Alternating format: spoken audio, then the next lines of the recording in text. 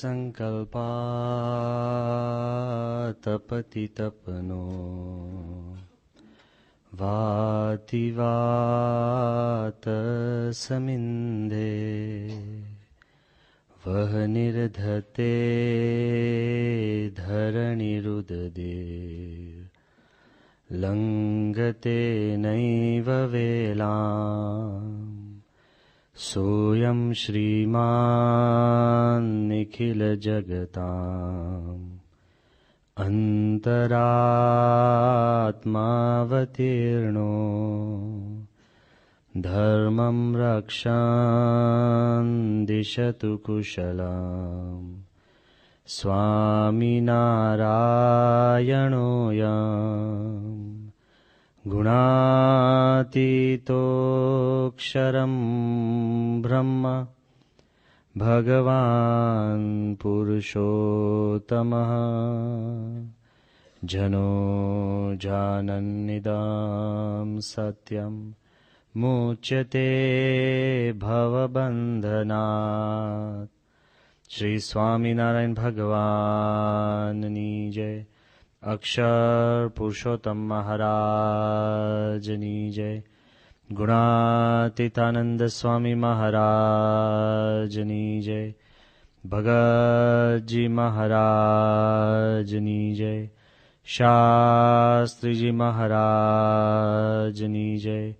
યોગીજી મહારાજની જય. ગુરુ હરિ પ્રમુખ સ્વામી મહારાજની.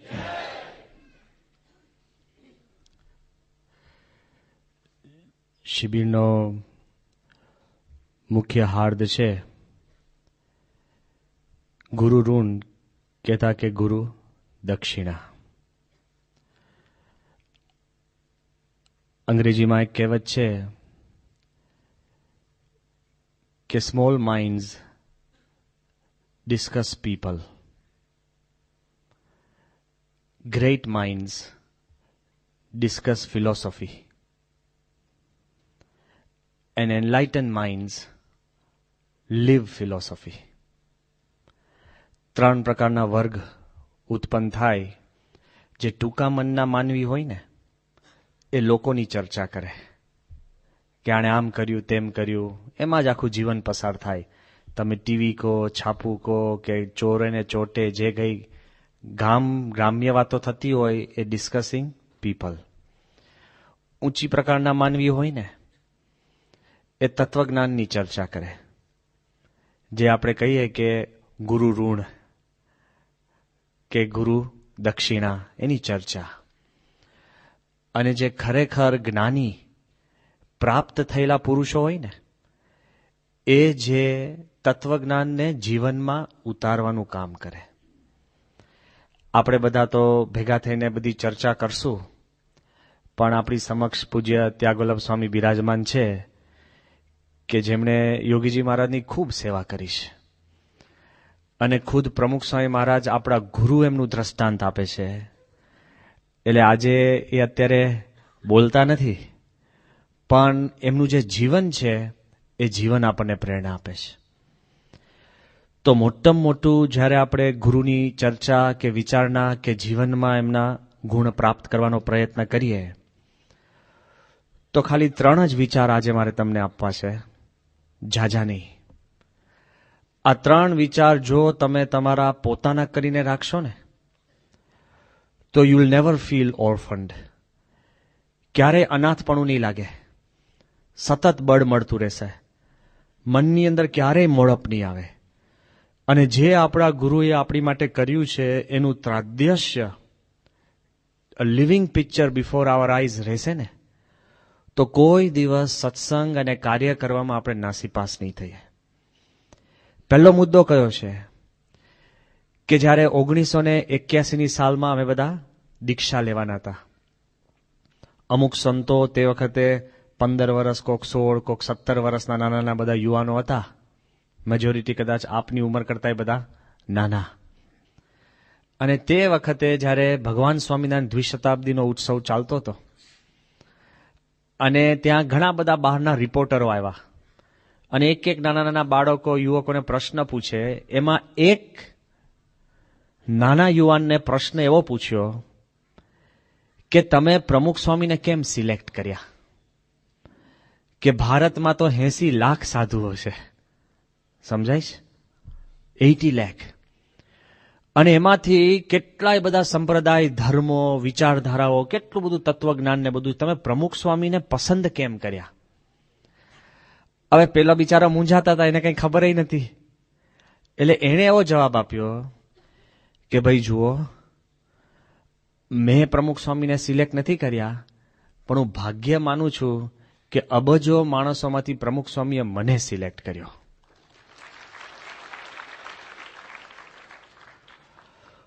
આ સમજણ જ્યારે આ ફરતા ફરતા સ્વામી પાસે ગઈને પેલા વાત કરી અને કીધું કે બાપા મેં તો આમ જવાબ આપ્યો, બીજો જવાબ તો આવડતો નહોતો. સ્વામી કે બીજા જવાબ બધા ખોટા, આ તે કીધું એ સાચો. આ યાદ રાખજો કે ઘણીવાર આપણા મનમાં એમ થાય કે આપણે પ્રમુખ સ્વામીના શિષ્ય થયા કે પ્રમુખ સ્વામીને આપણે ગુરુ માન્યા. ભાઈ સાહેબ, આપણી શું હેસિયત છે? થિંક, આપણી શું તાકાત છે? અતિ કૃપા કરીને સત્પુરુષે આપણને અપનાવ્યા ને એ મોટામાં મોટું ઋણ છે. બીજી બધી વાતો તો પાછળ આવશે. સ્વામીએ ખાલી આપણને અપનાવ્યા. જ્યારે 1985ની સાલમાં પ્રમુખ સ્વામી મહારાજનો સુવર્ણ તુલા લંડનમાં QPR સ્ટેડિયમમાં થતો હતો, અમે તો બધા એના સાક્ષી છીએ. શું વાતાવરણ હતું કહું કે ત્યાંથી ખાલી 10-12 કિલોમીટર દૂર જ્યાં આપણો ઉત્સવ ચાલતો હતો એલેક્ઝાન્ડર પેલેસ ગ્રાઉન્ડમાં, જબરજસ્ત ઠંડી, અને ત્યાં ગાડી 11 કિલોમીટર દૂર જબરજસ્ત વરસાદ પડ્યો અને સાથે સાથે બરફના કરા. 20,000 પબ્લિક આ મોટા સ્ટેડિયમની અંદર ભર ઉઘાડે પરિસ્થિતિની અંદર બેઠેલી. જબરજસ્ત વાદળા, અમે બધા વાદળા જોયા છે. અને બીબીસીની અંદર પ્રિડિક્શન કે ધોધમાર વરસાદ ને બરફના કરા પડવાના છે. ખુદ બાપાનું સ્ટેજ પણ ખાલી, ઉપર કાંઈ નહીં.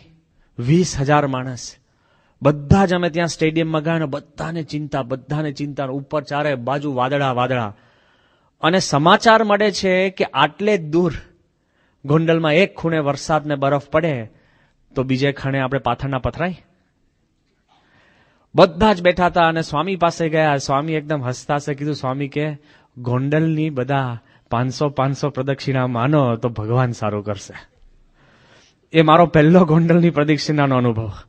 બધાએ 500, પેલો કે આપણે 1,000, 500 બધા માનતા હતા. અને બરફના કરા બીજે પડે અને ત્યાં એક વરસાદનો છાંટો નહીં, અમે એના સાક્ષી છે. પણ તે પરિસ્થિતિની અંદર તમે જો, આપણા ગુરુ સમર્થ છે. કુદરત પણ એ પોતે ફેરવી શકે છે. ભગવાન એને રાખ્યા છે. લાખોના મન એના શરણે છે. છતાં પણ સ્વામી એ તુલા વખતે જ્યારે એમનું પ્રવચન શરૂ કર્યું ને આશીર્વાદ રૂપી, અને પહેલું વાક્ય સ્વામીએ શું બોલ્યા કે પ્રથમ તો પરમ કૃપાળુ પરમાત્માનો આભાર માનું છું કે જેને આપણને આ મનુષ્ય દેહ આપ્યો. અને પછી સ્વામી કહે છે કે મારા ગુરુ શાસ્ત્રીજી મહારાજ જેણે મને અપનાવ્યો. પ્રમુખ સ્વામી પણ સતત આ વસ્તુ ખ્યાલ રાખતા હોય કે શાસ્ત્રીજી મહારાજે મને અપનાવ્યો, હું કાંઈ જ નહોતો. અને એની કૃપાથી અત્યારે જે કાંઈ હું બન્યો છું, પહોંચ્યો છું, સેવા કરું છું, એ બધી જ ગુરુની કૃપા. તો મને લાગે છે આપણામાં તો કાંઈ જ હેસિયત નથી. સત્પુરુષ તો અક્ષર બ્રહ્મ છે તો પણ એમ સતત કહે છે પહેલું જો આપણા માટે મોટામાં મોટું ગુરુ ઋણ હોય ને તો સત્પુરુષે આપણને અપનાવ્યા. બહુ અઘરું છે. તમારામાં ઘણા લગ્ન નહીં કર્યા હોય, પણ મને લાગે છે મેજોરિટીએ કર્યા છે ને. હા, વાંધો નહીં, એમાં કંઈ શરમાવા જેવું નથી. It's a fact.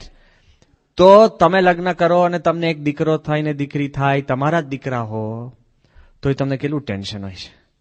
બાળ કાર્યકર છે ને બીજાના દીકરા સાચવી શકશે પણ પોતાના ચેલેન્જ છે ને ચેલેન્જ. બીજાના 50 ને ઉપદેશ આપ્યા છે કે જોજો આમ કરજો, છોકરો બરાબર ઉછેરજો, છોકરો તમારું સંતાન છે, તમારી સંપત્તિ છે. અને આપણી બીજી બેંકમાં હોય એમ ભલભલી બેંકો ઉઠી ગઈ છે. કહેવાનું શું કે તમને હું ખાલી એમ જ કહું કે ભાઈ તમે એક કામ કરો ને, તમે બહુ રાજી છો, આવું સત્સંગી છે, 2 નાના છોકરાઓ તમે દત્તક લો. તમે કે મારા ઓછા છે? 2 દત્તક. પછી જો બહુ આગળ તો પૂછો કે એનું કુળ શું છે, કેવા છે, હોશિયાર છે, જો ઢ હોય તો મારે શું કામના, આમ છે. કેટલું બધું ઊંડા ઉતરીએ બધું, બરાબર ને? કેટલું બધું ઊંડા ઉતરીએ, લાઈફ ટાઈમ તમારે એને સાચવવાના હોય. પ્રમુખ સ્વામી મહારાજ જયારે 800 સંતો દત્તક લે, છે કોઈની તાકાત? અમારા શરીર, મન, આધ્યાત્મિક બધી જ જવાબદારી સ્વામી લે છે અને ક્રોસ ચેક કરે છે કે આનું શું, કેમનું છે, આ છે તે. એમને તો પૂર્વ કર્મનું બધું ખબર છે, તોય સ્વામી કે આવા દો. આપણને બધાને સ્વામીએ અપનાવ્યા અને સીધી બ્રાન્ડ ઇક્વિટી આપી દીધી આપણને. અત્યારે તો બારે કોઈનો કઈ સિક્કો વાપરવો હોય ને તોય બહુ પેલો ચેકિંગ કરે, ભાઈ કે તું કંપનીનો સિક્કો વાપરે છે લે. સ્વામી એક કંઠી પહેરાવીને તમે સ્વામિનારાયણના કહી શકો કે એટલું બધું સ્વામી અપનાવે છે ને, એમાં બધું ઋણ આપણને ચડી જાય છે. ક્યાં સુધી આપણે ભોગ ભોગવી શકીએ છીએ ખબર છે? આધ્યાત્મિક ભોગની હું વાત કરું છું. ક્યાં સુધી આપણી નામના વધે છે. કેટલાય જણા આર્ગ્યુમેન્ટ બારે કરતા હોય ને, પેલો કે જોઈ લેજો ભાઈ, તમે તો ઠીક છે મંદિર, અમારું લંડન મંદિર જોયું? પેલો કે ના, અને ઝઘડે આપણો કાર્યકર, પેલા લંડન મંદિર જોયા જેવું છે, તને શું ખબર, આમ છે ને તેમ છે. હવે લંડન મંદિરમાં આપણે કોઈ પથ્થર ઉપાડ્યો છે? એડ્રેસ એ ખબર છે ક્યાં છે? ખબર છે? અને જવાના છે? પ્રાર્થના કરીએ જઈએ બધા. પણ કહેવાનો ભાવાર્થ શું છે? જે ક્રિયા આપણે કરી નથી, ઇન્વોલ્વ નથી, જેમાં આપણે પરસેવાનું ટીપું પાડ્યું નથી, એનો પણ યશ આપણે બિંદાસ પૂર્વે ભોગવી શકીએ. કેમ? સ્વામી આપણને અપનાવ્યા છે. કેટલા બધા આપણે ઊંચે ઊંચે સાદે આપણે કે અમારું દિલ્હી અક્ષરધામ જો, જે કાંઈ કાર્ય બાપાએ કર્યા છે ને, એ બધા જ આપણે છે ને આપણા માનીને આપણે દુનિયાની અંદર છતરાયા થઈએ છીએ. વિચાર તો કરો, અપનાવ્યા. કાંઈ આપણા પાસે લાયકાત નથી. બધા જ જો હૃદય ઉપર હાથ મૂકીને પૂછો, અત્યારે બજારમાં આપણને મૂકે, શું કિંમત આવે? હકીકત કહું છું, તમે નહીં, અમે બધા આવી ગયા. એક સાધુ માત્ર આવી ગયા, બજારમાં આપણને કોઈ મૂકે, શું કિંમત છે બોલો? અત્યારે તમે બાળ કાર્ય કરશો, બરાબર? તમને ખબર છે કે અત્યારે તમારી કિંમત કેટલી? કે તમે 100 ઘર તમને સોંપ્યા, ત્યાં જાઓ ને તો લોકો તમને આદરથી બોલાવે. અરે કુટુંબીઓને આદરથી નથી બોલાવતા. તમે જઈને ઉભા રહો તો તમારું બાળક તમારું માને. મમ્મી પપ્પાને શું કે અમારા સંચાલકે કહ્યું છે ને અમારે આ કરવું પડશે. લે, જે બાળકો મધર ફાધરનું નામ માનતા હોય તમારું માને. કોની દયા? બાપાની. કયું કાર્ય કરીએ છીએ તો ફર્સ્ટ સ્વામીનું જે મોટામાં મોટું ઋણ હોય ને, એને આપણને અપનાવ્યા. અને બીજી વાત છે, અપનાવ્યા તો ખરા, અપનાવીને ખાસ એની કઈ કાર્ય કરાવે છે કે કામ કરાવે છે એવું નથી. ઘણા લોકો આપણને અપનાવે, પણ અપનાવીને છે ને પોતાનો સ્વાર્થ સાધતા હોય છે. આ દુનિયાની અંદર બધાના મનની અંદર નાનો મોટો સ્વાર્થ છે ને છે જ. 85ની સાલની અંદર સ્વામીશ્રી કેટલા નિર્દોષ છે. સ્વામીશ્રી રૂમની અંદર પોતે નાસ્તો કરતા હતા અને તે વખતે લંડનના છાપામાં એક કટિંગ આવ્યું અને કટિંગ અમારા હાથમાં હતું અને કટિંગમાં એવું હતું કે એક પાદરી એને એના શિષ્યને એવી રીતે ભરમાવ્યા હતા કે 20 વર્ષ પછી આ દુનિયા નાશ થવાની છે. આ 65ની સાલનો પ્રસંગ. 20 વર્ષ પછી દુનિયા નાશ થવાની છે, એટલે તમે જે વસ્તુ તમારું એ મને લખી દો. તમારું ધન ધામ કુટુંબ, જે કાંઈ ઘરેણા, બેંક એકાઉન્ટ, ગાડીઓ, આ તે બધું લખી દો. અને 20 વર્ષ પછી જયારે દુનિયાનો નાશ થાય ત્યારે ભગવાનના ધામમાં હું બમણું કરીને તમને આપીશ. હવે આ ધંધો સારો કે નહીં? કરતા નહીં, પણ 100% પ્રોફિટનો ધંધો કહેવાય કે નહીં? હા, પણ આના શિષ્ય પણ પાછા ખેપાની. 85ની સાલ સુધી જે જીવતા હતા, કેટલાય વચમાં તો ઉપડી ગયા 20 વર્ષમાં તો, અને 85ની સાલ આવી અને દુનિયા એમની એમ, એના 20 વર્ષ પછી પણ એમની એમ રહીશ. અત્યારે 2005 જતા રહ્યા. તો 85ની સાલમાં બધા શિષ્યો જીવતા હતા, ભેગા થયા અને પછી ગુરુ ઉપર કેસ કર્યો. કેમ કે 20 વર્ષ પછી અમારી જે અમારી સંપત્તિ અમે લખી દીધી હતી એ એને અમને પાછી નથી આપી, એટલે દુનિયાના વ્યાજ સહિત આપે, અમારે ધામમાં જોઈતી. એમ કરીને ગુરુ પર એવો જબરજસ્ત કેસ નાખ્યો, છાપામાં આખું કટિંગ લંડનમાં આવ્યું હતું, ગાર્ડિયનમાં, કે આ 20 વર્ષ પછી આમ છે તેમ છે, આટલા પૈસા આપો, આમ છે તેમ છે. આ આખો પ્રસંગ જયારે બાપા પાસે આખે વંચાયો ને, કે શિષ્યો ભેગા થઈને ગુરુને જેલમાં નાખવાની વાત કરે છે, અને આવા વિચિત્ર ગુરુ હતા, એટલે આખો પ્રસંગ કીધો ને પછી સ્વામી હસતા હસતા કે, સ્વામી કે આવો કોઈ ભટકાઈ ગયો હોત એના કરતા અમે શું ખોટા છે. આ વિચાર કરો, આપણી હેસિયત નથી, આપણી હેસિયત નથી સાચા ખોટા ગુરુની પરખ કરવાની પણ છે કોઈની. સત્પુરુષે દયા કરીને આપણને અપનાવ્યા ને, એ મોટામાં મોટું ઋણ માનજો. અપનાવ્યા તો બરાબર, નિસ્વાર્થ રીતે, લેશ માત્ર એને સ્વાર્થ નથી. અને નિસ્વાર્થ રીતે એટલે જે કાંઈ આપણે સ્વામી માટે કરીએ છીએ ને, તમને લાગે કે હું 2 કલાક કાર્ય કરું છું, કોકને લાગે કે આ જીવન અમે સાધુને લાગે આખું જીવન અમે આપી દીધું, ધેટ્સ નથિંગ. અનંત જીવન આપ્યા પછી, 60,000 વર્ષના તપ કર્યા પછી પણ, યાદ રાખજો, 60,000 વર્ષના તપ કર્યા પછી, સંપૂર્ણ પાણીમાં રહ્યા પછી, બધા ઉપનિષદ, ગીતા, રામાયણ બધાનો સાર કાઢ્યા પછી પણ, અરે 18 પુરાણ લખ્યા પછી પણ, જે સાચા ભગવાનનું સ્વરૂપ જે હાથમાં હોય ને, એ નથી આવતું. આવે છે, લાવ હું તમને છૂટો મૂકી દઉં અને બધા શાસ્ત્રનો ઢગલો કરી દઉં, પણ તમારા માટે કઈ સાર સાચો છે ખબર પડે? હે, બીમાર તમે થયા હોય, પેશન્ટ, અને બહુ જ પીડા હોય કે ભાઈ મરી ગયો દવા, પણ હું તમને આખી દવાની દુકાન ખોલીને મૂકી દઉં તો જીવો કે મરો? મરવાના ધંધા ભલા માણસ. આટલી બધી દવાઓ કઈ ખાવી? એવું છું, ટેસ્ટિંગ થાય, પેલા એક ખાઈ લો, પછી એની કામ લાગે તો બીજી, ત્રીજી, ચોથી, 5માં ઉપડી જાઓ. દવા જ છે, રોગનું મારણ જ છે, પણ તમારો રોગ કયો અને તમારી દવા કઈ એ તમને જ્ઞાન નથી તો ફિનિશ્ડ. એમ મારે આજે કેવું છે કે આટલો બધો શાસ્ત્રનો મોટો સમુદ્ર છે ને સાગર છે, એમાં તમને જીવમાં કયું જ્ઞાન જચે છે એ પ્રમુખ સ્વામી સિવાય કોઈ કહી નહીં શકે. The most knowledgeable. એટલે પહેલું તો સત્પુરુષે આપણને અપનાવ્યા, અને બીજું એને જે આપ્યું છે ને આપણને, એનું ઋણ નહીં ચૂકવી શકાય. હજુ તો આપણે જીવન આપીએ કે કાર્યકર તરીકે કાર્ય કરીએ, એના પહેલા તો એને આપી જ દીધું. શું આપ્યું ખબર? શાસ્ત્રનો પણ સારનો સાર એવું અક્ષર અને પુરુષોત્તમનું જ્ઞાન, જે ભલા પાસે નથી આવ્યું. ઉપનિષદ, વેદ, રામાયણ, મહાભારત કશામાં નથી આવ્યું. અને એ જ્ઞાન એટલે કેટલું ઊંચું છે, જે અક્ષર સહિત પુરુષોત્તમની જે ભક્તિ ને મૂર્તિ, કેટલું ઊંચું. તો એમ નહીં માનતા કે ખાલી આપણે મંદિરે જઈએ છીએ ને આપણે સ્વામિનારાયણ કરીએ છીએ ને દંડવટ કરીએ. સત્પુરુષે આપણને શુદ્ધ પવિત્ર જે જ્ઞાન આપ્યું છે ને ભગવાનનું, કોટી કલ્પે તમે હું અનંત જન્મ લે ને તોય પ્રાપ્ત થયું નથી. સહજતાથી, વિશ્વાસથી આપણી હાથમાં, જીવમાં ઉતારી દીધું. કેટલું અઘરું જ ખબર કે ભગવાન સ્વામિનારાયણના વખતની અંદર એકવાર શ્રીજી મહારાજ ગંગાજળીએ કુએ સ્નાન કરતા હતા, અને મહારાજ સ્નાન કરતા હતા અને દૂરથી જીવુબા લાડુબા દર્શન કરતા હતા. અને બેનો દર્શન કરતા કરતા વાતો તો ચાલુ જ હોય, એટલે અંદર ગુરબુર વાતો કરતા હશે, અને મહારાજ શાંતિથી સ્નાન કરતા હતા. એમાં જીવુબા લાડુબા એવું બોલ્યા કે જુઓ તો ખરા, કે જે ગોપ ગોવાળને, ગોપીઓને જે મૂર્તિની પ્રાપ્તિ થઈ હતી, એ મૂર્તિની પ્રાપ્તિ અત્યારે આપણને, અને એમનું જેવું કલ્યાણ હતું એવું કલ્યાણ આપણું છે, એવી ચર્ચા કરતા હતા. મહારાજે સાંભળ્યું. શ્રીજી મહારાજ કાંઈ બોલ્યા નથી. સાંજે જયારે શ્રીજી મહારાજ અક્ષરોડીમાં આવ્યા, આરતી કરીને બેઠા, અને જયારે બહેનો બધી દર્શન કરવા આવી, મહારાજ કે બધા છેટારો. કેમ મહારાજ, શું અમે ભૂલ કરી? મહારાજ કે તમારી સમજણ ગોબરી છે. હવે જીવુબા લાડુબા એને મહારાજ કે તમારી સમજણ ગોબરી, એટલે એકદમ હેપતાઈ ગયા. એ કે મહારાજ એવી શું ભૂલ થઈ?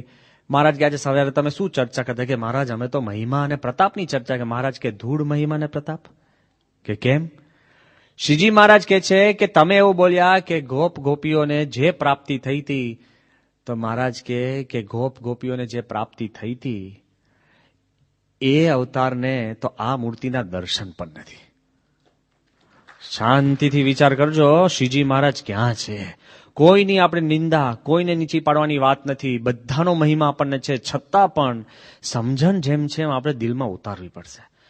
મહારાજ આગળ વાત કરે છે શ્રીજી મહારાજ કહે છે કે ગોપીઓના જેવું કલ્યાણ તો તમારા ઘોડાનું કોઈ અધર્મી પાણી પીશે ને એનું પણ ગોપ ગોવાળના જેવું કલ્યાણ થશે.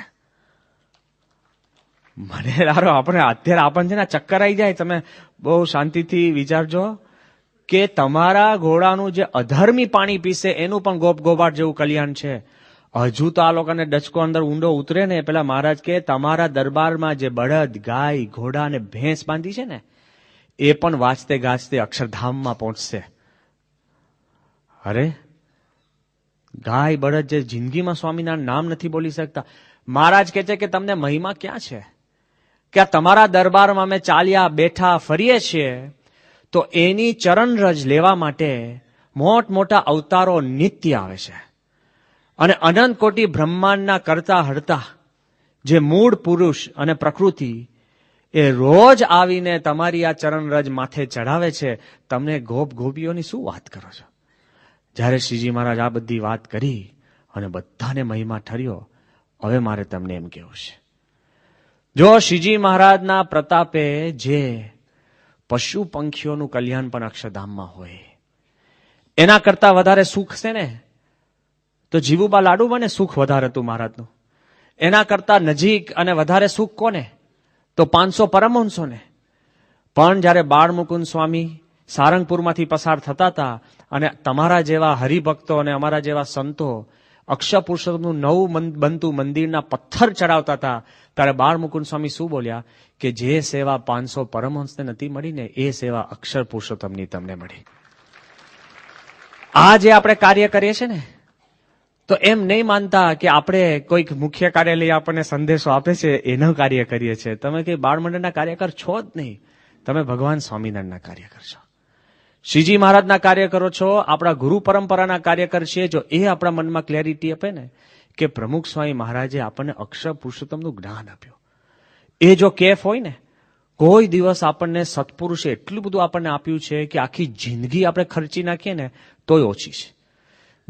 પહેલા વિશ્વયુદ્ધનો હું પ્રસંગ કહું છું કે જ્યારે ઇંગ્લેન્ડ અને જર્મનીનું યુદ્ધ ચાલતું હતું ત્યારે બ્રિટિશ જે એરપ્લેન્સ હતા, RAF રોયલ એરફોર્સ કહેવાય છે, એની અંદર તે વખતે એટલી બધી ખેંચ હતી. એટલે કોઈ પ્રોફેસર હોય, કોઈ બિઝનેસમેન હોય, કોઈ ધંધાકીય માણસ હોય, કોઈ સામાન્ય માણસ હોય, પોસ્ટ ઓફિસ ચલાવતો દુકાનદાર હોય, બધાને આર્મીમાં લઈ લીધા હતા.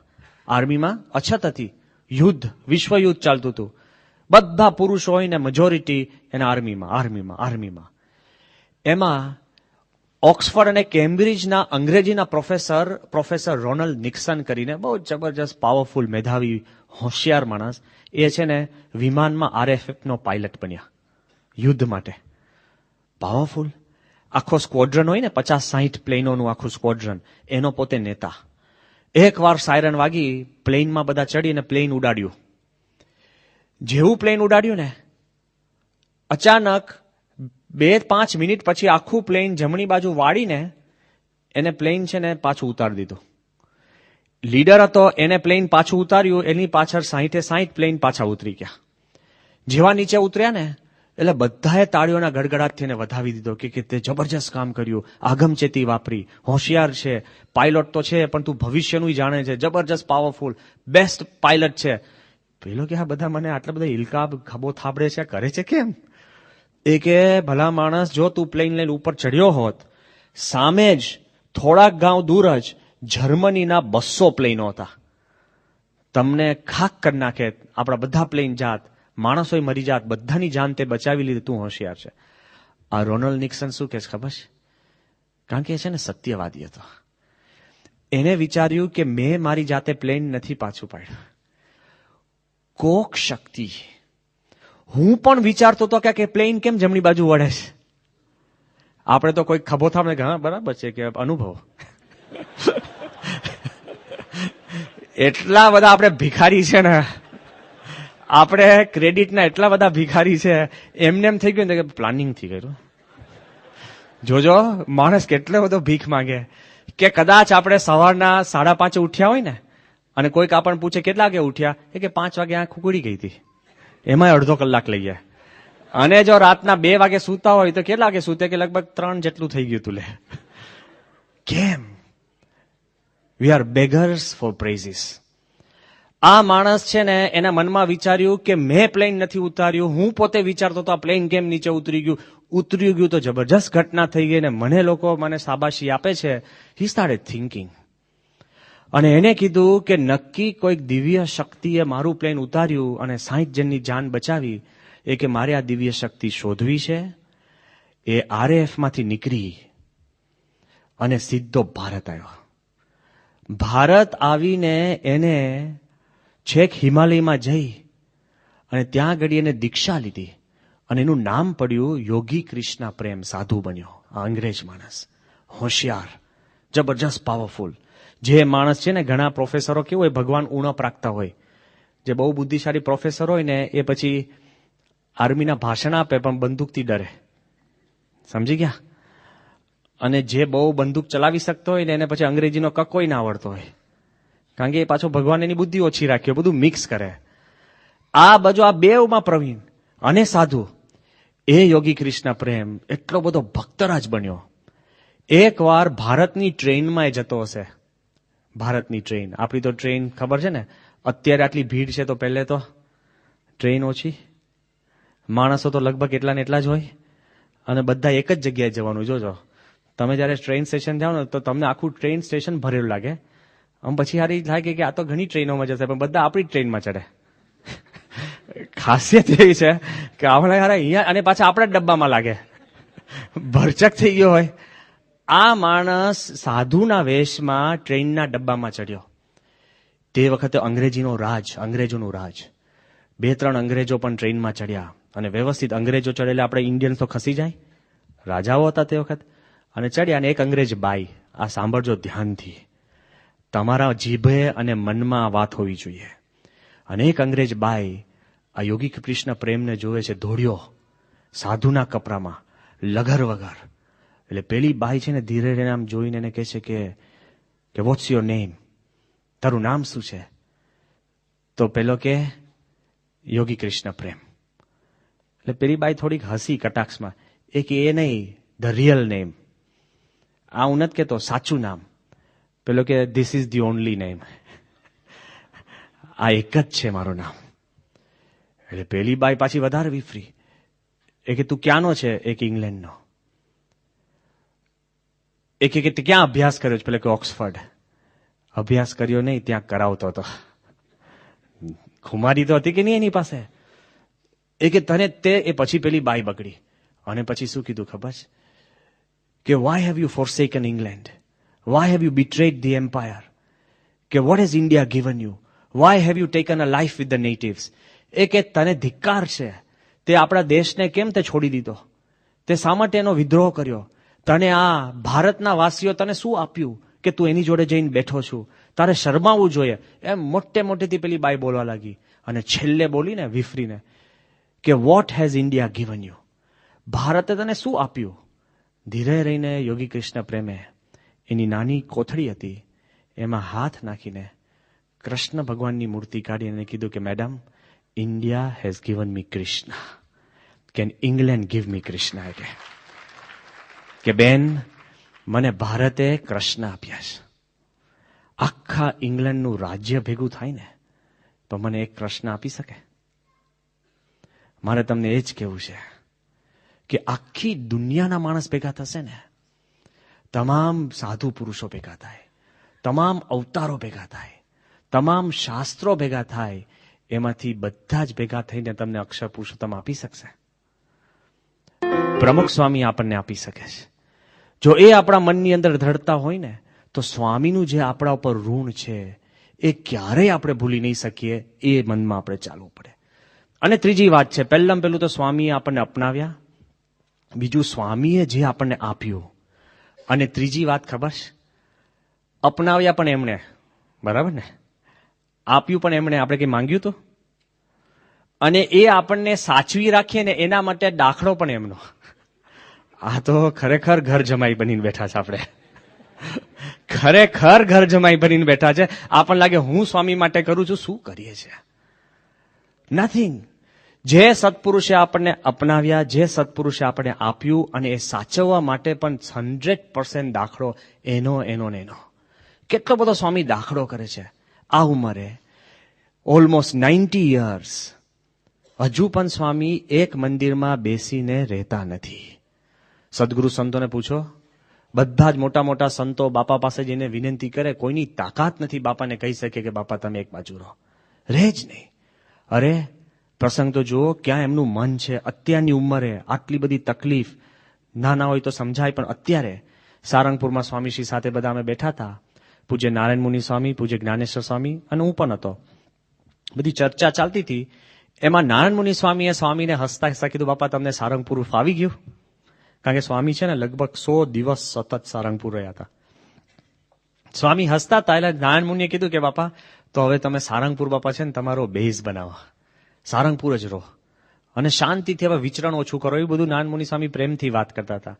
એમાં પછી હું બોલ્યો, મેં કીધું બાપા આત્મ સ્વરૂપ સ્વામીનો પણ ફોન હતો ને એમને એવું કહ્યું હતું દિલ્હીથી કે હવે સ્વામી તમે છે ને સારંગપુર જ રહો, અમે વારાફરતી આવીને લાભ લઈશું, હરિભક્તો દર્શન કરશે, તમારી તબિયત સારી રહે, હવે કોઈ બહુ વિચરણ ઝાઝું કરતા નહીં. આ ચર્ચા ચાલતી હતી ને એમાં મારાથી એક ભૂલ થઈ. હવે સાંભળજો. મેં કીધું બાપા મેં એક પુસ્તક વાંચી હતી, ફ્રીડમ એટ મિડનાઇટ. ભારતને સ્વતંત્રતા આપવા માટેની આખી પુસ્તક છે. It is written by Dominique Lapierre, Frenchman. અને એમાં એને એવું લખ્યું હતું, પુસ્તકની શરૂઆત કેવી રીતના થાય છે કે ભારતનું જે કેપિટલ તો ન્યૂ દિલ્હી કહેવાય ને, એટલે એને લખ્યું હતું કે આજે ભારતનું કેપિટલ એટલે ભારતની રાજધાની 80 કિલોમીટર ખસી. એટલે તમને કુતૂહલતા થાય કે નહીં કે કોઈ દિવસ રાજધાની ખસે? એટલે બીજો વાક્ય શું હતું? કારણ કે ગાંધી 80 કિલોમીટર દૂર એક ગામડામાં ગયા કે ગાંધી એ ભારતની રાજધાની. સમજી ગયા? એમ મેં આખું આનું ભાષાંતર કર્યું બાપા કરી. મેં કહ્યું બાપા આવું હતું કે જ્યાં ગાંધી ત્યાં રાજધાની. મેં કહ્યું બાપા હવે જ્યાં તમે ત્યાં રાજધાની. સાંભળજો કે બાપા સારંગપુર તો ત્યાં રાજધાની આપણી, બોચાસન તો રાજધાની, બાપા તમે ગઢડા જાઓ તો રાજધાની, તમે જ્યાં જાઓ ત્યાં રાજધાની. એટલે તમારે ચિંતા નહીં કરવાની. હજુ આ જયારે વાક્ય બોલતો ને એમાં સ્વામીની પછી છે ને ત્રીજું નેત્ર ખુલ્યું. બાપા કે સ્વામી કે તમે બધા એમ મને કહો છો કે આરામ કરો આરામ કરો આરામ કરો. સ્વામી કે મેં મારી નજરે જોયું નથી. સ્વામી કે એમ કેમ નથી કહેતા કે બાપા છેલ્લા શ્વાસ સુધી વિચરણ કરો વિચરણ કરો? અરે આપણે શું બોલીએ? સ્વામી કે એમ કેમ નથી કહેતા કે છેલ્લા શ્વાસ સુધી વિચરણ? સ્વામી કે મેં જોયા છે. સ્વામી કે તમે તો કોઈએ જોયા નથી. સ્વામી કે મેં શાસ્ત્રી મહારાજને જોયા છે કે સ્વામી કે એમને પગે વાહ હોય, પગ સૂજી ગયા હોય, લાલ થઈ ગયા હોય, દુખે, કેડ રહી ગઈ હોય, બબ્બે હરિભક્તો ઊંચકીને શાસ્ત્રી મહારાજને ગાડામાં બેસાડે અને એવા દુખાવાના સહિત શાસ્ત્રી મહારાજને પધરામણી કરતા મેં જોયા છે. સ્વામી કે યોગી બાપાને 10 રોગ હોય, લોહી ટપકતું હોય, તકલીફ હોય, કેટલી બીમારીઓ હોય અને બબ્બે માળ ચડતા સ્વામી કે મેં જોયા છે. સ્વામી કે તમે મને કહો છો કે રાજધાની રાજધાની? સ્વામી કે હું તમને કહું નારાયણ મુનિ, સ્વામી કે તમે આ લખી રાખો, સાધુ અને ગઢ થૂથીમાં નાખજો કે છેલ્લા શ્વાસ સુધી બધા પધરામણી કરે, છેલ્લા શ્વાસ સુધી બધા વિચરણ કરે. સ્વામી કે એ મારી શીખ છે. અને સતત બોલ્યા કરે. અને સ્વામી મને કે તું રાજધાની રાજધાની કરે છે? સ્વામી કે હું તને કહું રાજધાની એટલે શું? સ્વામી કે આપણા એક એક હરિભક્તનું ઘર એ મારી રાજધાની, ત્યાં મારે પધરામણી કર્યું છે રાજધાનીને. આટલી ઉંમર, હજારો ઘરમાં પધરામણી કર્યા પછી એક એક ઘરની અંદર લોકો કે મારે ત્યાં બાપા 5 વાર 10 વાર આવી ગયા. હવે ક્લાઇમેક્સ પ્રસંગ કહું, આ અઠવાડિયા પહેલાની વાત કરું છું, તમે સ્વીકારી જ ન શકો. એક અધિકારી સખત મિજાજી, મળવા તૈયાર નહીં, બોલવા તૈયાર નહીં, 30-40 વર્ષથી ગુજરાતમાં આઈએએસ ઓફિસર હશે, હજુ સુધી આપણે એક મંદિરમાં પગ મૂક્યો નથી. અને એના નીચલા અધિકારીઓને એમ સતત કયા કરે કે તમારે કોઈ પણ વાર મંદિરે જવું નહીં, ને જાઓ તો એક પણ લાડુડી લેવી નહીં, એક લાડુડી લેશો ને એના દીઠ 1 એકર આપવો પડશે. આ એની છે ને કેલ્ક્યુલેશન, હું કહું છું કેલ્ક્યુલેશન. આ તો વચમાં પ્રસંગ કહી દઉં છું. આ કેલ્ક્યુલેશન મળવા તૈયાર નહીં. સ્વામી અમે માથા પછાડીને મળે નહીં, ને ભગવાનનું કરવું એવું થયું, જોગાનું જોગ એવું થયું કે અમારો ભેટો થયો. મળ્યા, ભેગાઈ થયા, વાતચીત પણ કરી, આખું ભોજન જમાડ્યું છે મેં, એટલે ચિંતા ના કરતા. પણ જમાડતા જમાડતા એ માણસ શું કહે છે મને ખબર છે? એ કે સ્વામી મને એક વાત મારે તમને કેવી છે, મને અંતરમાં એક વાત સતત યાદ રહેશે. શું કે જ્યારે હું નવો નાનો પહેલી જ વાર ગુજરાતમાં પ્રવેશ કર્યો અને નવો જ અધિકારી હતો લગભગ 40 વર્ષ પહેલા, ત્યારે પ્રમુખ સ્વામી મારે ઘરે પધરામણી કરી ગયા છે. હારો વિચાર તો કરો, કોઈ બહારનો માણસ નથી જાણતા, જેને ભાવ નથી. મને લાગે છે કે સ્વામીએ છે ને એક ઓપોર્ચ્યુનિટી સેવા કરવાની જવા નથી દીધી, એક જવા નથી દીધી. ક્યાં સ્વામીનું વિચરણ, કેટલી બધી. આ જે દાખલો છે તો જે એને આપણને અપનાવ્યા છે, આપણે એના થઈને રહીએ અને આપણને જે કલ્યાણનું જે બિરુદ આપ્યું છે, આપણું કલ્યાણ છેટ અક્ષરધામ સુધી આપણે પહોંચીએ, એના માટે દાખલો છે. એ તો અક્ષર બ્રહ્મ છે. શું કરવાનું એમને? કેટલો બધો દાખલો. નાનામાં નાની વાત હું તમને કહું છું ત્યારે આપણને ખબર પડે કે સ્વામી ખાલી પત્ર લેખન તમે કહો છો ને, અત્યારે લાગે બાપા આરામ કરે છે, પત્ર લેખન તો ચાલુ જ છે. સ્વામીનું છે ને પાવર શિફ્ટ જેવું છે. કેવું પાવર શિફ્ટ ખબર? તમે કોઈક ઊંચકો ને આપણે વજન, પછી અહીંથી ઊંચકીને તમે ડાબા હાથે ઊંચકો, ત્યાંથી માથે ઊંચકો, છેલ્લે ખભે ઊંચકો, વજન તો એનું એ જ રહે ને.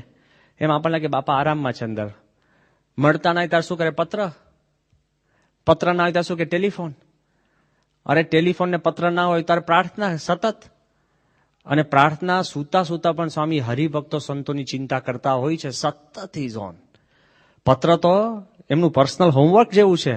કેટલી વાર અમારી મિટિંગો થાય ને એમાં પછી સ્વામી કે તમારું કામ કરશો, કે મારું કામ રહી જાય છે. સ્વામીનું કામ શું? પત્ર લેખન. લે, આપણે આ યુગમાં, મોબાઈલના યુગમાં પત્ર લખીએ, મિસ કોલ મારી દઈએ, એમાં તો પૈસા ના જાય, યાદ કર્યો આવી જાય.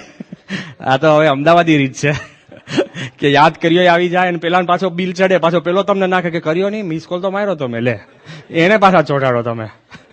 આ તો બધા આવું કરતા હોય છે. પણ આ યુગની અંદર આપણે આપણા કુટુંબીજનને પણ પત્ર લખવા તૈયાર નથી. સત્પુરુષ કેટલા બધા વાંચે, લખે. એક વાર 72 પાનાનો પત્ર સ્વામી વાંચતા હતા અને સંતોએ રોક્યા અને કીધું, બાપા આ 72 પાનાનો પ્રશ્ન. તો સ્વામી કે એનો હકીકતનો પ્રશ્ન તો આનથી મોટો હશે. સમજાય? કેટલો બધો પ્રશ્ન, કેટલું બધું સ્વામી સૂક્ષ્મ સમજીને. એક વાર સ્વામી પ્લેનમાં લઘુ કરવા જતા હતા અને લઘુ કરવા માટે અંદર સંતો વ્યવસ્થા કરે તો ઉભા ઉભા પ્લેનમાં લઘુ કરવાના બારણે ઉભા ઉભા સ્વામી પત્ર પૂરો કરતા હતા. એક વાર રેલવે સ્ટેશન ઉપર તો ઢગલો વાર ટ્રેન આવવાની બાકી હોય તો જતા જતા સ્વામી એક પત્ર લખીને મૂકી દે. કેટલાય પ્રસંગ એવા છે કે સ્વામી ડેન્ટિસ્ટ પાસે ગયા હોય અને પેલો દાંત વાળો આમ કરે ને, આપણે તો કે ડેન્ટિસ્ટ પાસે ગયા તો એને જ જોયા કરીએ કે પેલો જે કઈ કરે એમાં ટેન્શન થતું જાય કે હું કરે છે, ઓહ આવડી મોટી સોય કાઢી, થાય કે નહીં? ભલે બીજા માટે હોય તોય તમારો તો વાગી જાય. પણ હું શું કહું છું, આપણે એની ચિંતા કરતા એટલો બધો દેહભાન કે શું કરે છે, કે શું કાઢ્યું, ઘર, કેટલો બધો પ્રશ્ન થાય. સ્વામી ડેન્ટિસ્ટની ચેરમાં બેઠા હોય ને ડેન્ટિસ્ટ પેલો કંઈક આગુ પાછળ તરત સ્વામી પત્ર કાઢીને વાંચતા, એવા આપણે જોયા છે અને ફોટાઈ જોયા છે. ક્ષણે ક્ષણ સ્વામી છે ને ઉપયોગ કરે છે. હજુ તો સાંભળજો, એ તો બધું જ આપણને સમજાય. પણ જ્યારે સ્વામીને ચક્કર આવ્યા, અમદાવાદની અંદર પડી જતા હતા અને સેવકોએ ઊંચકી રાખ્યા, બધા ડોક્ટરના મનમાં ચિંતા, આખો દિવસ સંતો જમ્યા નથી ને અમે બધા ફોન કરીએ ને આ કરીએ ને તે કરીએ ને બધું. જ્યારે સુબ્રમણ્યમે કીધું કે પ્રમુખ સ્વામી તમે એન્જિયોપ્લાસ્ટી કરાવી જો, કેમ કે મેં એવું એનું ઓપરેશન કર્યું છે, કોઈ વાંધો નહીં આવે એવી એમને કોન્ફિડન્ટલી વાત કરી. નીકળ 88 વર્ષે તમે હૃદયની અંદર બીજી નળી નાખી ના શકો, એમને હૃદય બેસી જાય. 88 વર્ષે તો કોક એને આમ ખભો થાબડે ને તોય પેલાને એટેક આવી જાય. ખરેખર જોજો તમે, એક રૂમમાંથી બીજી રૂમમાં લઈ જાવ તો કે આ ક્યાં બદલો છે, આખું દેશ બદલાઈ જાય હકીકતની અંદર. કારણ કે તે વખત બીજું કઈ કરી જ ના શકો. સ્વામી તે વખતે સખત ટેન્શનમાં હતા અને સ્વામીને જ્યારે પ્લેનમાં બેસાડીને લઈ ગયા, ત્યારે પ્લેનમાં બેઠા ને તો સ્વામી ધર્મચંદ સાહેબ શું કે ખબર છે, કે બધા હરિભક્તોનો પત્રો લાવી દો. કેમ? કે કદાચ લાંબી બીમારી નીકળે અને આપણે પત્રોનો જવાબ ન આપી શકીએ તો બિચારા રાહ જોઈને બેઠા હોય. આપણે તો શું કહે કે હું બીમાર છું ને એટલે સમજશે બધા. તમને એમ લાગે ને કે હું બીમાર છું એટલે કાર્ય નહીં કરું એટલે સંતો સમજશે. નહીં સમજીએ અમે.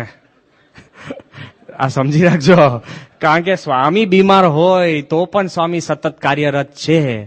તો આપણે કરવું પડે કે નહીં? કરવું જ પડે.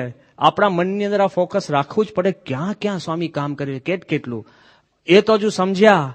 એક વાર સ્વામી ત્યાં ગડી સારંગપુર હતા અને સ્વામીના આંખમાં આખી લાલ થઈ ગઈ હતી, લોહી આંખમાં નીકળ્યું હતું. આખી બ્લડ શોટ રેડ.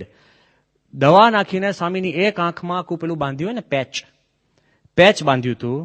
અમે બધા સંતોય હતા અને સ્વામી એમને બેઠા હતા. એક આંખ હોય તમને અને પેચ બાંધ્યું તો આમ સતત શું બળતરા તો રહે ને. બીજી આંખ ખોલો ને આમ ખસોડો તો બીજી આંખ અંદર ફરે, ખબર છે ને. એટલે આ પરિસ્થિતિ હતી. સ્વામી એક પત્ર લીધો. ત્યાં સ્વામી 17 પાનાનો પત્ર. મેં આખા ફાઇન પાના ગણ્યા. અમે બધા જ બેઠા હતા. તો સ્વામી તો એક આંખે આમ શરૂ કર્યો પત્ર. બધાને લાગ્યું કે આ તો ખરેખર મંડી પડ્યા છે. એટલે છે ને ધીરે અમે હાથ મૂક્યો પત્ર ઉપર. સ્વામી કે હાથ લઈ લે. સ્વામી જે સ્ટાઇલ છે ને, સ્વામી કે હાથ લઈ લે. એટલે અમે કીધું કે બાપા આ પત્ર ના વાંચો, તમને આંખમાં તકલીફ છે. સ્વામી કે એક તો સારી છે ને. અમે કીધું બાપા એક આંખે પત્ર ન વંચાય. સ્વામી કેમ? મેં કીધું બાપા એક આંખે પત્ર ન વંચાય. તો સ્વામી કહે કે તું અમદાવાદ જઈને તારા કોઠારીને પૂછજે કે એક આંખે પત્ર વંચાય કે નહીં. કારણ કે અમદાવાદના કોઠારીની એક જ આંખ છે, જો તમને ખબર ના હોય તો. સ્વામીને એ ત્યારે યાદ આવ્યું. પછી સાંભળો, સ્વામી એટલા ઠાવકાઈથી બોલે, આમ જરાય નહીં. કે તું અમદાવાદ જઈને તારા કોઠારીને પૂછજે એક આંખે પત્ર વંચાય કે નહીં. પછી મેં કીધું હારું, હા યાર, આ તો ત્યારે ટ્યુબલાઇટ થઈ કે કોઠારીની એક જ આંખ છે. એટલે મેં કીધું બાપા પણ કોઠારીને તો પહેલેથી એક આંખ છે, એટલે એ તો ટેવાઈ ગયા છે. સ્વામી કે હું સેવા કરવામાં ટેવાઈ ગયો છું. આ વિચારજો, આપણને નડે છે કેમ સેવા? કે ટેવ નથી પડી. અને પછી મેં વિચાર્યું કે કોઠારી એટલે છે ને ધાર્યું નિશાન પાર પાડે છે. એક જ આંખ છે ને, એકલવ્ય જેવું. જે નક્કી કરે ને પાર પડી જાય, કારણ કે ફોકસ્ડ વિઝન છે એમની. પણ એનીવે, કે વાત શું કરવી છે કે સત્પુરુષ લેશ માત્ર આટલી ઉંમરે આટલા ભીડામાં પણ સ્વામી છે ને એ પોતાનું કામ કરે છે. જબરજસ્ત કાર્યનિષ્ઠ. અને ગમે તેમ કરીને પોતાનો એટલો બધો ભોગ છે કે એ જયારે આપણે વિચાર કરીએ ને ત્યારે આપણને ખબર પડે. કહેવાનો ભાવાર્થ શું છે મારે કરવું છે કે કદાચ તમને એમ લાગશે કે સ્વામી અમે કામ કરીએ છીએ, આ છે તે છે, પણ જેમ આજે આપણે ગુરુ ઋણ આપવાની જે વાત છે ને, બીજું કાંઈ સત્પુરુષ માંગતા નથી.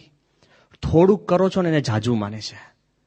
તમે થોડુંક પણ, હું તો તમને ત્યાં સુધી કહું છું કે કદાચ તમે એવું નથી કહેતા માથું આપી દો, પણ માથું આપવાનો સંકલ્પ કરશો ને તોય સત્પુરુષ અનંત ગણા રાજી છે. આજ વખતે તાજો જ પ્રસંગ જામનગરનો કહું. જામનગરનું ખાત થયું. અતિ બાપા રાજી હતા અને અત્યંત કેફમાં હતા. કેટલાને આશીર્વાદ આપ્યા અને જેને જેને સ્વામીના ત્યાં દર્શન કર્યા તો એકદમ કંઈક જુદા જ બ્રહ્માનંદમાં હતા બાપા. બધાને બોલાવે ને આશીર્વાદ આપે ને ખુશખુશાલ હતા.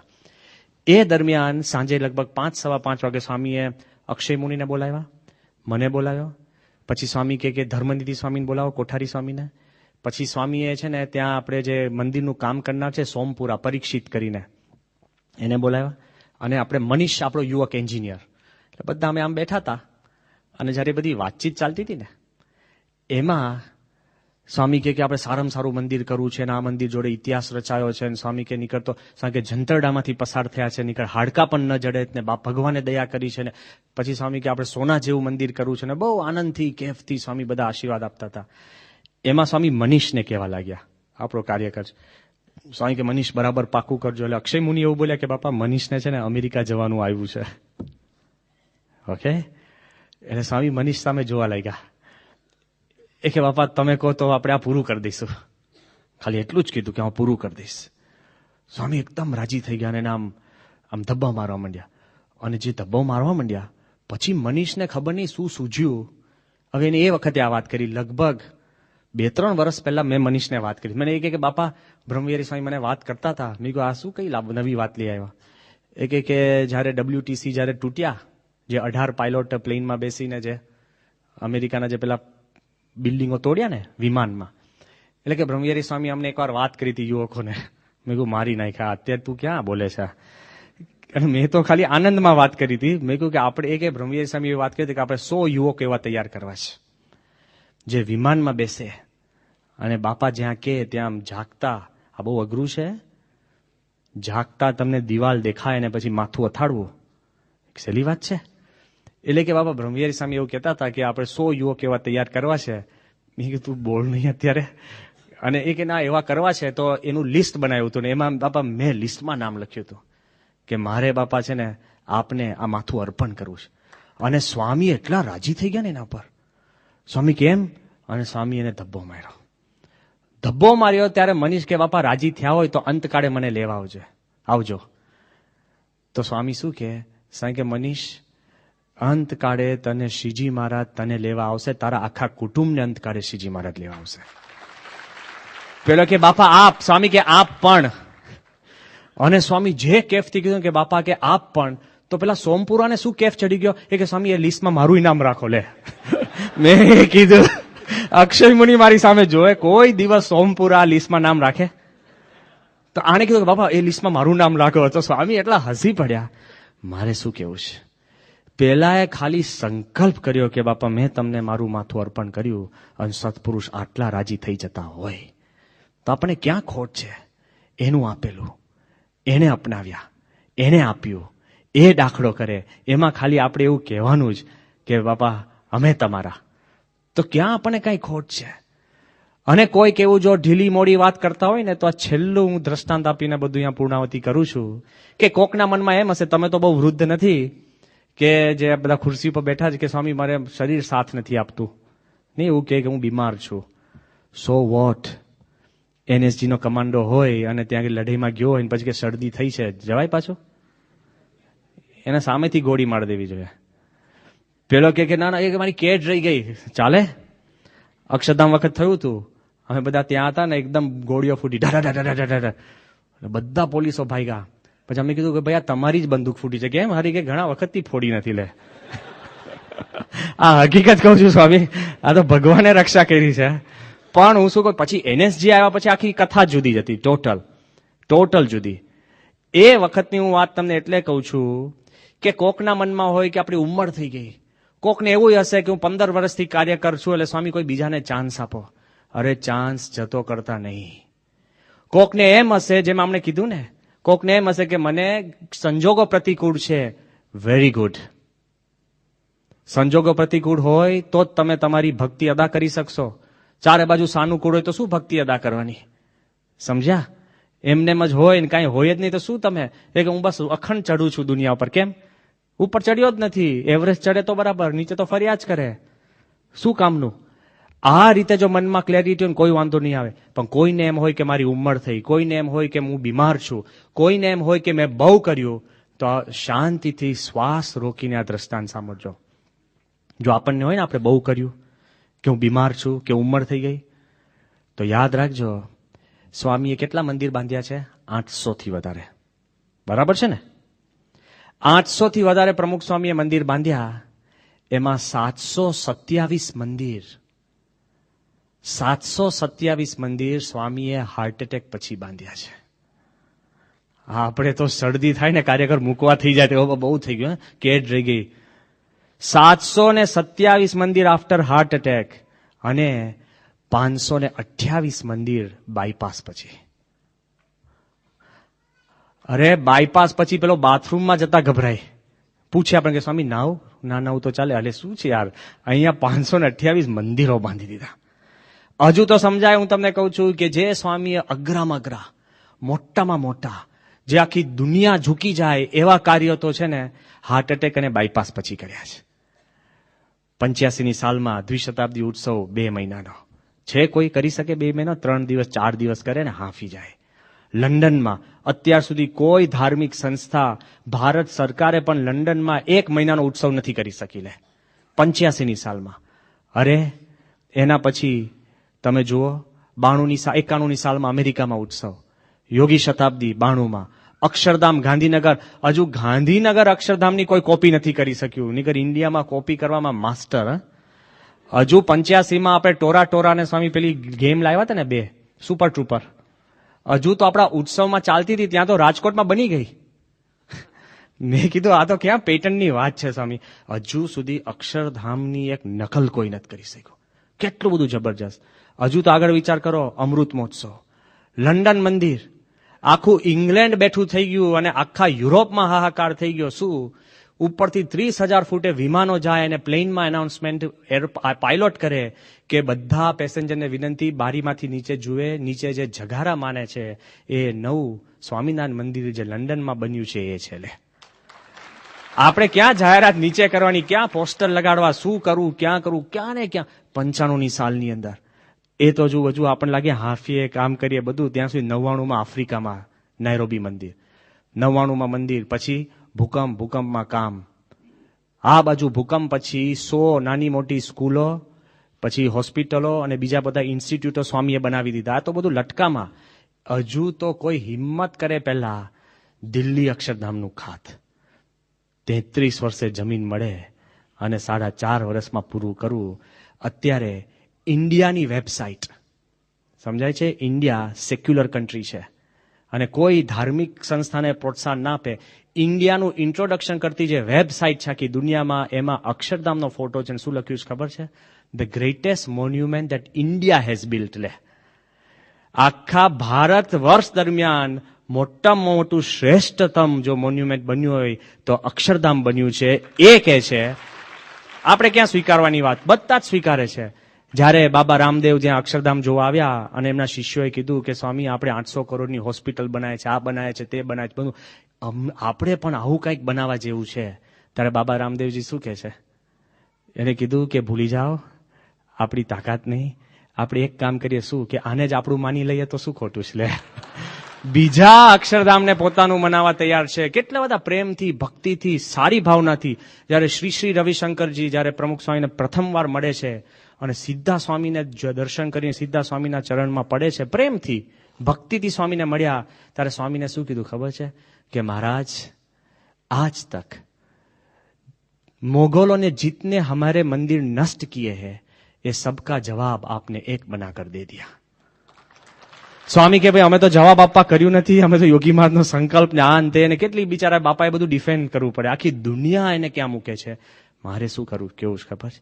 આ બધું સ્વામીએ છે ને બાયપાસ પછી કર્યું છે. આપણે તો બાયપાસ થાય ને પછી ઘરનો રંગ બદલવાનું છોડી દઈએ, વાળનો રંગ બદલવાનું બંધ કરી દઈએ, વ્હાઈટમાંથી બ્લેક કરતા ને હવે હું બાયપાસ આવી ગયું. લે, એટલે હું તમને પ્રોત્સાહન નથી આપતો કે બધા પાછા બ્લેક કરજો, પણ મારે કેવું છે શું કે એટલી બધી વૃત્તિ સત્પુરુષ છે ને છેલ્લા શ્વાસ સુધી સેવા કરે છે, કારણ કે એમને આ જે સેવા પોતાના ગુરુજનોએ જે કરી છે પોતે માને છે અને જુએ છે. અને એક પ્રસંગ કહીને આપણે પૂરું કરીએ કે સ્વામી જ્યારે અમદાવાદમાંથી આમ પસાર થતા હતા, સંતો બધા અમે બેઠા હતા, એમાં એકવાર અમે આમ માથું આમ પકડીને બેઠા હતા. સ્વામી એકદમ ઉભા રહ્યા ઠાવકાઈથી. સ્વામી કે કેમ માથે લમણે હાથ દઈને બેઠા છો? અમે કીધું બાપા ઉંમર થઈ ગઈ. સાંભળજો બાપા, ઉંમર થઈ ગઈ. સ્વામી કે લે, સ્વામી કે અડધા નથી થયા, કારણ કે આપણે બધા 40 અને સ્વામી તો 80. સ્વામી કે અડધા નથી થયા. પછી સ્વામી હસતા હસતા છે ને એકદમ પાછા આવ્યા. સ્વામી કે તમે બધા પ્રાર્થના કરો છો ને કે અમારે 100 વર્ષ થાય. આ સાંભળજો પ્રસંગ. સ્વામી કે તમે બધા પ્રાર્થના કરો છો ને કે અમારા 100 વર્ષ થાય, અમારા 100 વર્ષ થાય. અમે કીધું હા બાપા. સ્વામી કે હું પણ પ્રાર્થના કરું છું કે તમામ સંતો અને હરિભક્તો 100 વર્ષ જીવે અને 100 છેલ્લા શ્વાસ સુધી અક્ષર પુરુષોત્તમની સેવા કરે. સમજી ગયા? એટલે છેલ્લા શ્વાસ સુધી આપણે આ સેવામાંથી પાછા પડવાનું નથી. 90 વર્ષના પણ બાળ કાર્યકરો તમે તૈયારી રાખજો તો આપણો કાર્યકર પાકો કહેવાય. ફરીવાર આજના દિવસે પ્રાર્થના કરીએ કે એમણે આપણને અપનાવ્યા, એમને આપણને આ જબરજસ્ત અક્ષરપુરુષોનું જ્ઞાન આપ્યું, એની રક્ષા કરવા માટે સ્વામી પોતાનો દેહ સંપૂર્ણ આપણી માટે ઘસી નાખે છે, તો આપણે છેલ્લા શ્વાસ સુધી એમની સેવા કરી શકીએ. એ જ આપણું ગુરુ ઋણ પાકું કહેવાય. શ્રી સ્વામિનારાયણ ભગવાન.